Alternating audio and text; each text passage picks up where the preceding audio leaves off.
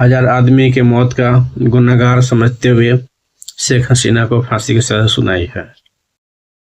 ये बांग्लादेश के वीडियो है। देखो पहले बांग्लादेश कितनी गरीब थी, कितनी अनियंत्रित पब्लिक थी, जनसंख्या में बढ़ोतरी, जीडीपी में कोई तरक्की नहीं।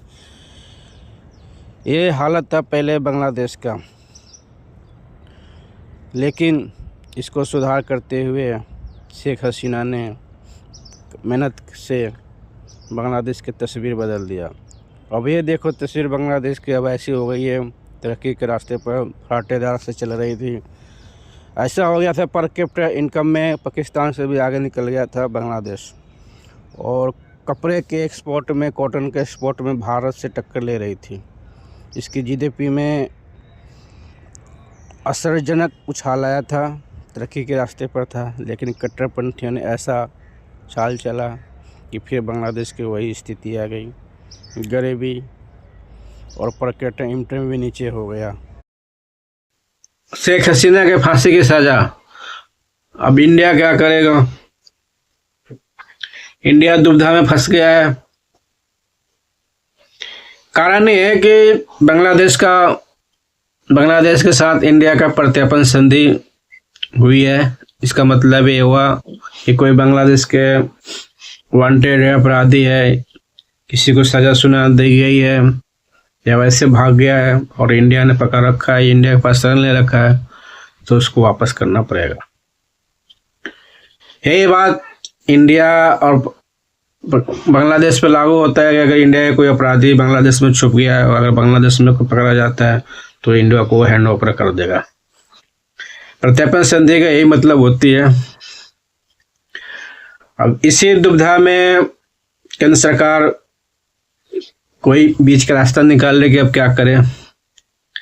क्योंकि आप लोगों को पता होगा बांग्लादेश के पूर्व प्रधानमंत्री शेख हसीना दिल्ली में शरण ले रखी है और ये वही केस है जिस समय छात्र आंदोलन हुआ था बांग्लादेश में, ढाका में, उसी दौरान लगभग 1000 आदमी मारे गए थे।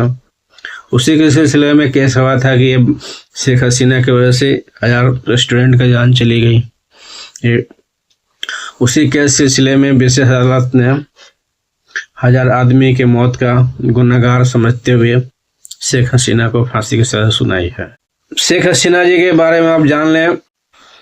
शेख हसीना के अब्बू जान यानी कि पिताजी शेख मुजीबुर रहमान जो अवामी लीग के अध्यक्ष थे, इनकी पार्टी 1971 में पाकिस्तान में सबसे ज़्यादा सीटें जीती थी।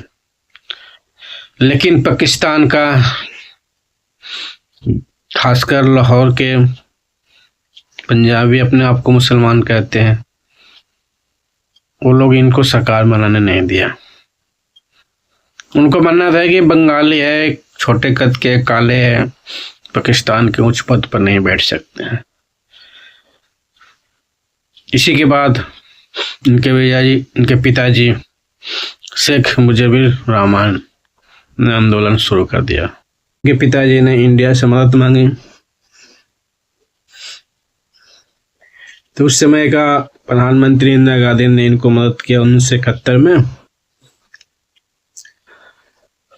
और हजारों सैनिक का सिलेंडर हुआ पाकिस्तान का और बांग्लादेश 1971 में पैदा हो गया, यानी कि पाकिस्तान से अलग हो गया। ये समझिए सबसे पुरानी पार्टी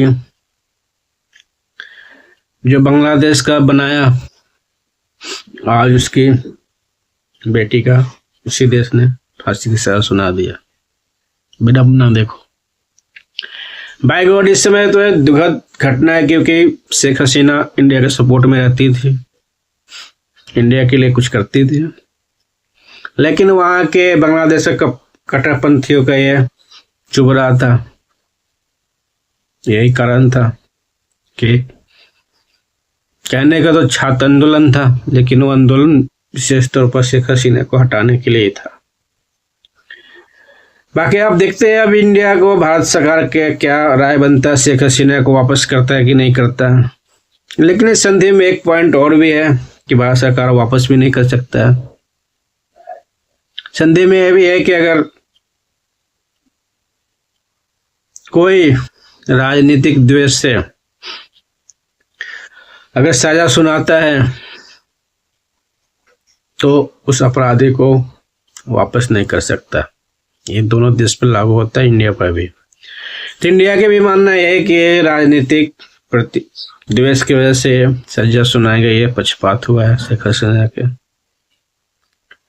और दूसरा ये है कि अगर इंडिया को लगे कि ये सजा उचित नहीं है, इतनी कठोर नहीं होनी चाहिए, तो भी वापस नहीं कर सकता है। अगर आप लोग इस चैनल पर नए हैं तो सब्सक्राइब कर लें और बेल आइकन को दबा दें। आपको नॉलेज फुल वीडियो मिलती रहेगी, चाहे आप यूपीएस तैयारी कर रहे हो या कोई भी सर्विस सरकारी जॉब की तैयारी कर रहे हो। आपको करंट अफेयर का सब्जेक्ट में मदद करेगी।